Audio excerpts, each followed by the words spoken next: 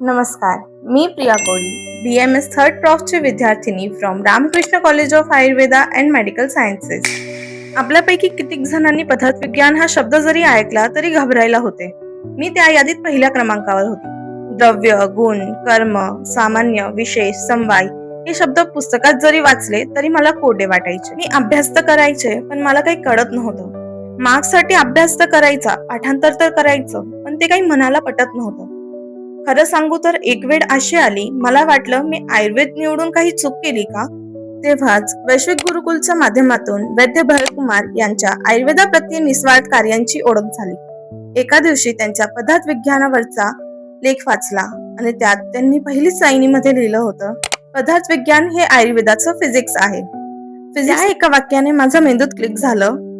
Physics मध्ये आपण काय शिकतो? Energy, force, motion, law of nature, आणि इथे द्रव्य, गुण आणि कर्म.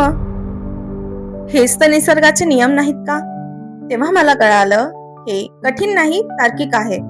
ते सायन्स आणि अध्यात्माला दोन वेगळ्या रेषा मानत नव्हते. मला पहिल्यांदा कळालं की आयुर्वेद म्हणजे अंधश्रद्धा नाही आणि सायन्स म्हणजे अध्यात्म शून्य नाही. हे दोघींचा संगम म्हणजे जीवन जगण्याची पद्धत. ते उदाहरण देतात एकदम साधी आणि दैनंदिन आयुष्यातील. त्यानंतर मला पदार्थ विज्ञान थिअरी न वाटता ऑब्झर्वेशन वाटू लागले. आणि त्यात पण माझ्या मनाला भावलेली गोष्ट म्हणजे ते विद्यार्थी दशेत असतानाच गुरुवर्यांची सेवा करताना त्यांनी तर्कसंग्रहाचा पूर्ण पाठ केला होता.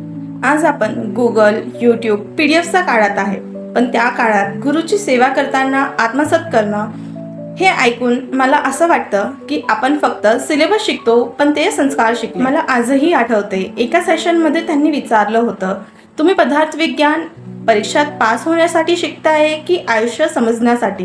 आणि त्या प्रश्नाने मला हलवून टाकलं. त्या दिवसापासून माझ्या विषयाने बघण्याची पद्धत बदलली. आता जेव्हा मी द्रव्य वाचते तेव्हा मला त्यात विश्व दिसते. जेव्हा मी गुण वाचते त्यात मला मानवीचे स्वभाव दिसतो. जेव्हा मी कर्म वाचते तेव्हा मला त्यात परिणामांची साखळ दिसते. आणि आता मला पदार्थ विज्ञानाने भीती वाटत नाही. आता मला ते बुद्धीला धार लावणारं शास्त्र वाटते. आज वैश्विक गुरुकुलच्या ग्रुपमध्ये हजारो वैद्य आहेत. सर्व आपापल्या ठिकाणी कामामध्ये व्यस्त आहेत, पण आपण सर्वांना जोडणारी साखळी म्हणजे दृष्टी. एक उपासकाने 2017 मध्ये रोवलेलं बीज आज एक वटवृक्ष तयार झालेला, आणि आज त्या वटवृक्षाच्या सावलीमध्ये माझ्यासारखी थर्ड प्रॉफची विद्यार्थिनी उभी आहे, जी कधी म्हणायची मला हे जमत नाहीये, आणि आज मी आत्मविश्वासाने सांगते पदार्थ विज्ञान अवघड नाहीये. ते फक्त विचार करण्याची आदत नसल्यामुळे अवघड वाटतं, आणि ती सवय मला मिळाली गुरुकुलमुळे. शेवटी एकच सांगते, काही लोक संस्था स्थापन करतात, काही लोक संघटना उभी करतात, पण काही जण दृष्टी निर्माण करतात. माझ्यासाठी हा प्रवास विषय समजायचा नव्हता तर स्वतःला शोधायचा होता. धन्यवाद.